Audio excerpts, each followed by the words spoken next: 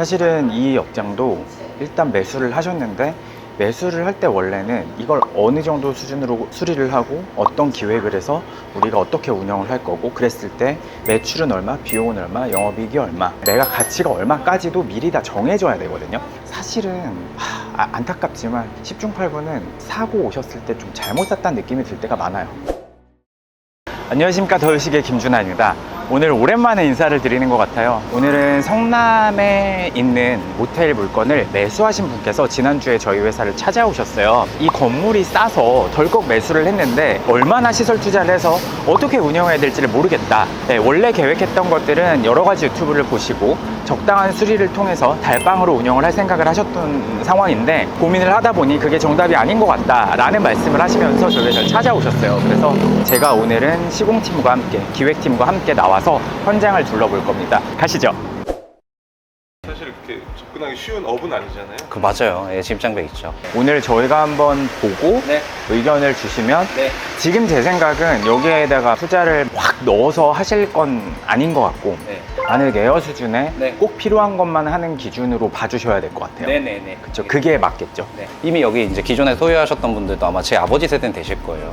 그러면 온라인에 이렇게 하지 못하세요. 그래서 그 전략을 우리가 새로운 시설이랑 같이 저희가 결합해줘서 젊은 친구들 오고 싶게 이제 만드는 공간은 저희가 늘상 해오던 일이고, 그런 걸로 이제 저희가 전체 모수, 그 다음 여기에 공급업체 수 전체 이거를 통틀어 보면 여기는 사업 리스크는 되게 적다라고 저희 기획팀에서는 보는 상권입니다.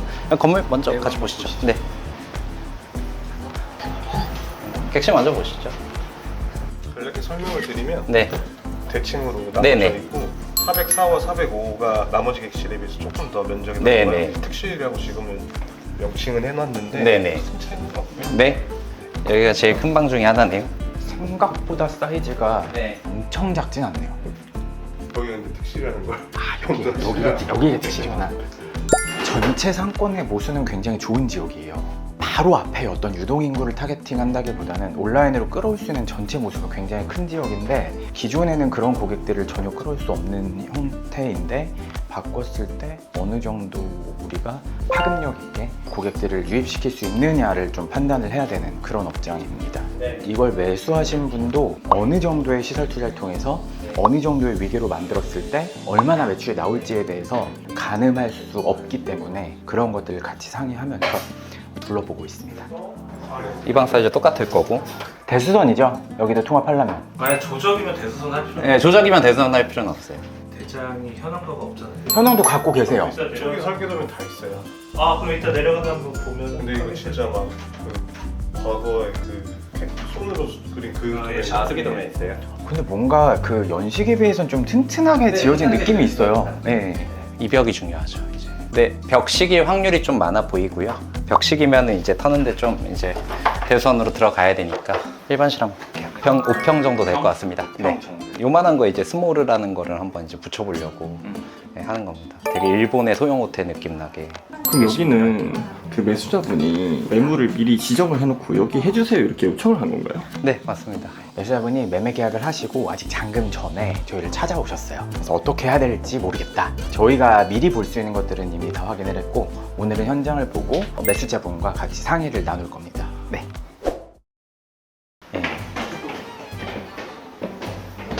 근데 예전에는 되게 튼튼하게 지으셨던 것 같아요. 진짜 건물을. 사이즈는 똑같은 방이구나. 야, 여기가 재밌네요. 여기가 할 게 많아요. 그러네요. 지금 이렇게 많아서 이 밖에가 중요합니다. 여기는 이제 출입 제한을 좀 시키고 네. 여기를 여기 객실에 머리 머무는 좀 사람들한테 네. 뭔가 제공을 할 수 있지 않을까. 저희 지경이었으면 무조건 이 방 2개 트고 여기 외부 같이 씁니다. 예, 테라스 공간처럼. 얘가 아쉽다. 그렇죠. 이게 죽어라 아쉽다. 근생이면 여기 좀 해도 되거든요. 이 지역이 다 재개발 예정지 근처예요. 일반 상업지역의 끝라인이고 바로 옆은 또 주거지역인데 굉장히 오래된 밀집된 주거지역이라 재개발 예정이거든요. 장기적으로는 주변이 재개발이 됐을 때 이 상업지역의 가치가 더 돋보일 수 있는데, 사실 재개발이 되는 걸 기다리기에는 시간이 굉장히 오래 걸리기 때문에 당장은 일단 뭐 그런 기대보다는 현재 상태에서 현금 흐름을 만들기 위한 기획이 필요할 것 같아요. 어쨌든 매수자분은 장기적으로는 재개발에 대한 기대감까지 갖고 매수를 하신 것 같아요. 혹시 이걸 저희가 진행을 하게 되면 나중에 상권에 대해서는 다시 한번 자세히 설명을 드리겠습니다. 네. 도시가스는 왜 안 들어와 있어요, 여기? 아, 그래요? 관 지나가지 않을까요? 그죠? 인입공사 안 하신 네. 거죠? 리모델링 할 때 그냥 해보시면 유지비가 감소가 많이 되니까 물새는 그 누수 지점이에요. 네. 방수를 더 많이 해놓더라고요. 아, 지금은 안 새겠네요? 지금 드세요. 지금 드세요? 까내고 다시 해봐야죠. 얘를 좀 더 잡아 빼는 것도 해놓으면 한 번 더 바로 내려가는 물도 줄 수 있으니까 저희는 두겁을 요즘에 되게 두껍게 해놓거든요. 사실 저희 예전에 종로에서 아주 작은 여관 봤잖아요. 그런 것처럼 여기도 객실 관리 프로그램, 그러니까 RMS가 전혀 들어와 있지 않아요. 그러니까 그만큼 예전에 지어졌고 예전 방식으로 여전히 운영이 되고 있는데 그럼에도 불구하고 훨씬 더 깔끔한 느낌이 있죠, 그때보다. 그래서 잘 관리를 해주고 계시는 것 같아요. 네. 지금 옴수를 틀면은 네. 저 여기가 205예요. 바로 2층이 305고 305에서 물을 써서 물 새는 건지 네네. 온수 틀어서 물 새는 건지 네. 그건 잘 모르겠어요. 지금 네, 원체 이제 지어진 지 오래되기도 했고 저희가 이제 보통 올 리모델링 할 때는 냉온수 배관은 전부 다 교체하는 걸로 지금 플랜을 잡고 있는데 또 여기는 이제 건축주가 계시다 보니까 교체 범위를 저희 좀 더 정확히 이제 산정을 하는 거고 오늘은 이제 각가지 이슈들을 저희가 일단 종합을 하는 날입니다. 시공 측면으로 봤을 때 난이도가 얼마나 되는 건가요? 저희가 건물 연식으로 봤을 때는 좀 난이도가 높은 건물, 어차피 지금 내부가 안에 안 보이는 배관이나 이런 것들이 다 너무 노화가 되다 보니까 재사용하기는 좀 어렵다 판단이 됩니다. 아, 근데 새로 하면 돈 많이 들겠네요. 솔직히 이런 현장들은 새로 하는 것이 오히려 비용이 더 세이브할 수 있는 요소일 수도 있습니다. 이 부분 누수를 찾는 것도 저희가 어렵고 그 찾았다 하더라도 이걸 다 보수하는 것 자체가 좀 힘들기 때문에 기존 배관은 저희가 살리는 것보다 새롭게 다시 하는 게 오히려 비용적으로 좀 절감할 수 있는 거죠. 일단은 그러면 지하실 한번 가보실까요? 여기는 뭐 하는 곳이에요? 기계실인데요. 아무것도 작동하고 있지 않은 것 같은데요. 스탱크 쓰고 있어요. 아, 이 온스탱크 쓰시는 거고. 만약에 도시가스가 인입된다 그러면 이게 없어져도 되는 겁니다. 네, 맞아요. 네, 이게 없어지고 직수 받아가지고 보일러 병렬식으로 연결하면 진짜 이 면적 다 필요 없는 거죠. 벽 한 면만 써도 캐스케이드 설치할 수 있는 공간 거. 저렇게 되고. 좀 사업적인 측면이랑 시공적인 측면을 오늘은 종합적으로 검토해야 되는 날인 거네요. 맞습니다. 그래서 시공팀만 보내면 사실 시공팀은 뭐 이거의 매가라든지 대출 상황, 뭐 에쿼티가 얼마가 있고 이런 걸 모르기 때문에 시공 관점만 보게 돼요. 하지만 이제 저는 사업적으로 굳이 이만큼 투입할 필요가 없다. 더 투입을 해서 매출을 더 끌어올릴 수 있다. 이런 것들을 좀 봐야 되고 그런 것들을 지금 매수자를 대리해서 제가 본다. 이렇게 생각하면 됩니다. 그냥 조합에서 덜컥 만약에 샀다고 가정을 하면 그럴 때는 어떻게 헤쳐나가야 될까요? 그런 경우가 정말 많아요. 사실은 이 업장도 일단 매수를 하셨는데 매수를 할 때 원래는 이걸 어느 정도 수준으로 수리를 하고 어떤 기획을 해서 우리가 어떻게 운영을 할 거고 그랬을 때 매출은 얼마, 비용은 얼마, 영업이익이 얼마, 매각 가치가 얼마까지도 미리 다 정해줘야 되거든요. 근데 이분은 일단 사신 거죠. 하지만 다행인 건 싸게 잘 사셨어요. 투자 관점에서의 숫자가 충분히 가능하겠다라고 판단이 돼서 저도 좀 적극적으로 이렇게 의사결정에 지금 도움을 드리고 있고요. 사실은 안타깝지만 10중 8구는 사고 오셨을 때 좀 잘못 샀다는 느낌이 들 때가 많아요. 시공을 하자니 매입가가 너무 높아서 시공을 했을 때는 매각의 여유가 없어 보이고 시공을 안 하자니 운영도 제대로 안 될 것 같고 이런 케이스가 사실은 대부분이에요. 상권 자체가 되게 노후화가 돼 있으니까 그럴 때는 흰 색깔로 아예 그냥 외벽을 해서 집중도를 높인다 이런 전략을 썼었는데 여기는 어떤 전략을 쓰는 게 나을까요? 건물주께서도 본인의 건물이기 때문에 취향이 다 있을 수 있어요. 그러니까 뭐 항상 하얀 게 정답이다 이런 건 없고 브랜드를 뭘로 할 거냐에 대한 변수도 있고 그다음에 뭐 이 상권에 대한 특성도 여기서 가장 돋보일 수 있는 게 뭐냐 하는 여러 가지 이제 변인들이 같이 모여들어서 우리가 합리적인 의사결정을 하는 건데 그런 걸 좀 더 이제 알아보고 브랜드 기획을 좀 해나가는 단계도 이건 앞단에 이제 남아 있습니다. 대표님이 보셨을 때는 여기는 어떤 느낌으로 가야 될까요? 여기는 기본적으로 지금 오래된 모텔들도 어느 정도 회전율이 나오고 있는 상권이라는 데이터가 있기 때문에 합리적으로 저희가 투자를 하되 그래도 한 10년 정도는 버틸 수 있는 건축물을 만드는 거를 저희가 공사 범위로 좀 가져가야 될 것 같고 공급이 부족한 상권이기 때문에 이 숙소 본연의 어떤 가치를 극대화할 수 있는 컨셉을 넣어서 안전한 좀 플레이로 가는 게 합리적이지 않을까라고 현재까지는 생각하고 있습니다. 저희 브랜드라면은 아늑 같은 게 되게 잘 어울리는 그런 상권이죠. 매수자분이 입지에 대한 고민이 되게 크신 것 같던데 뭐 그런 건 여긴 크게 고민 안 해도 되는 상권인 건가요? 그러니까 입지라는 게 이제 매수자분의 고민은 이면에 들어와 있고 바로 앞에는 소로고 유동인구가 많이 없고 차가 들어오기 어렵고 이제 이런 걱정을 하시는 거거든요. 그거는 크게 걱정할 필요가 없는 게 어쨌든 최근에는 80-90%는 온라인으로 유입이 되는 거고 이게 광역 상권으로는 굉장히 모수가 많은 지역이기 때문에 그렇게 접근성에 대해서는 큰 걱정을 할 필요가 없어요. 대로변에서 눈에 띄어야 할 사람들이 들어오고